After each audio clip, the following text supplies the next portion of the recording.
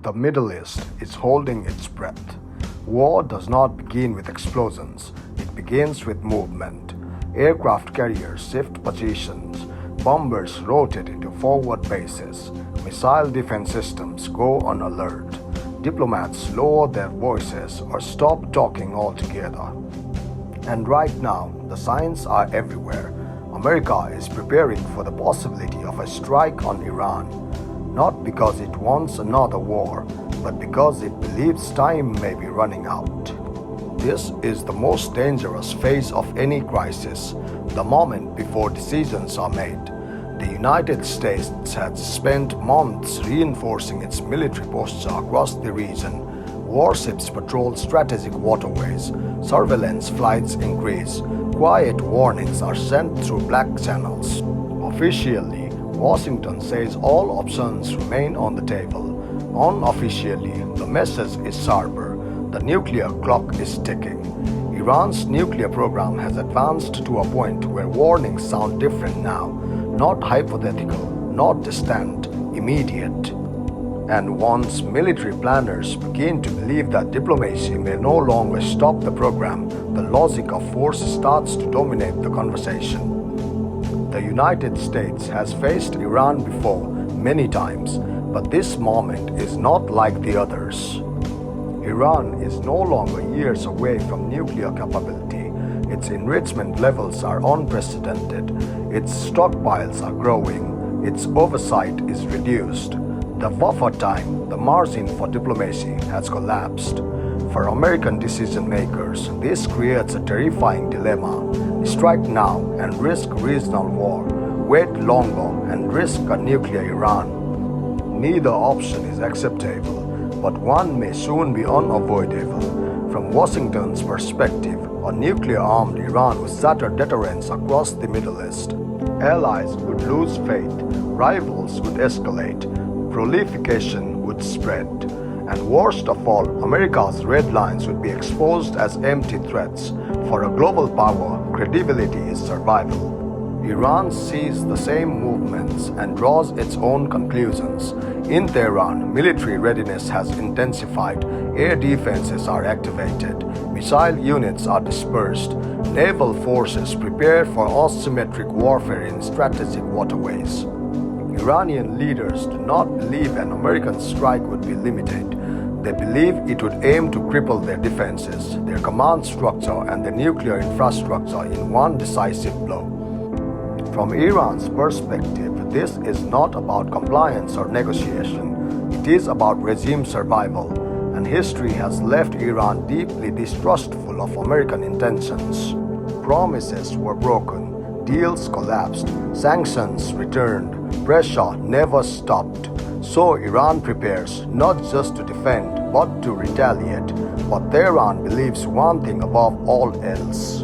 If America strikes, it will not stop with one night of bombing. No discussion of this crisis is complete without Israel. Israel has made its position unmistakably clear for years.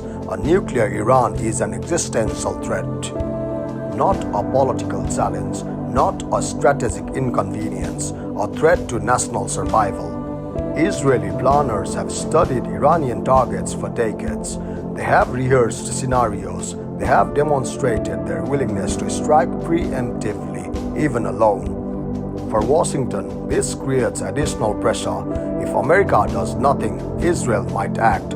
If Israel acts, America could be pulled in anyway. In that sense, preparation is not just about choosing war, it's about preventing a worse one. If a strike comes, it will not look like past wars. There will be no invasion, no occupation, no tanks rolling across borders. Instead, it would be fast, precise, and overwhelming. Air strikes on nuclear facilities, cyber attacks on command systems, electronic warfare to blind defenses, missiles aimed at infrastructure that supports Iran's program. The goal would be simple: delay Iran's nuclear progress and reassert deterrence. But no strike plan survives first contact with reality. Iran's facilities are hardened, dispersed, and deeply buried. Some are designed to withstand massive bombardment, others may be unknown entirely. A strike might slow the program but not end it, and Iran would respond. Iran does not need to defeat the United States militarily. It only needs to make the cost unbearable. This is the core of its strategy. Missiles aimed at regional bases, naval harassment in strategic waters, cyber operations against critical infrastructure, proxy forces activated across multiple countries. The goal would not be victory. The goal would be escalation, fast enough to force Washington to choose between pulling back or plunging deeper into conflict. Iran understands American politics. It understands public fatigue with war. It understands how fragile consensus can be, and it would exploit every pressure point. A US strike would not remain bilateral for long. Regional allies would be targeted, willingly or not. Shipping lanes could be disrupted. Energy markets would panic. Insurance rates would explode. Global prices would spike overnight. What begins as a limited strike could cascade into a regional confrontation, drawing in actors who never wanted to fight but cannot afford to stay out. This is why military planners fear escalation more than defeat. Wars are easy to start, they are almost impossible to contain. Even now, diplomacy has not disappeared. Messages still move quietly, intermediaries still talk, last-minute formulas are still explored, but diplomacy at this stage is fragile. It no longer operates from trust, only from fear. Each side is trying to buy time while preparing for the moment time runs out. This is when misunderstandings become lethal. A radar blip, a misread signal, a local commander acting too fast. History is full of wars that no one officially declared, but everyone prepared for. This crisis is not just about Iran, it is about a world where red lines are tested openly, where deterrence is unstable, where nuclear thresholds are approached not by accident but by calculation. America is preparing to strike not because it wants to dominate Iran, but because it fears what restraint might lead to. Iran is preparing to resist not because it wants war, but because it believes war may be imposed on it. Both sides believe they are acting defensively, and that is how catastrophic wars begin. If the order is given, there will be no rewind. No emergency summit will stop missiles mid-flight. No statement will undo the first explosion. No clarification will calm a region already on edge. The moment America strikes Iran, the Middle East enters a new era, one defined not by stability, but by constant brinkmanship. And even if the bombs stop falling, the consequences will not. Trust will be gone. Deterrence will be rewritten.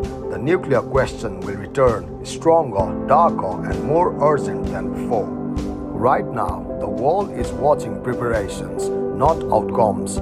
Because the most dangerous wars are not the ones already underway, they are the ones being planned in silence.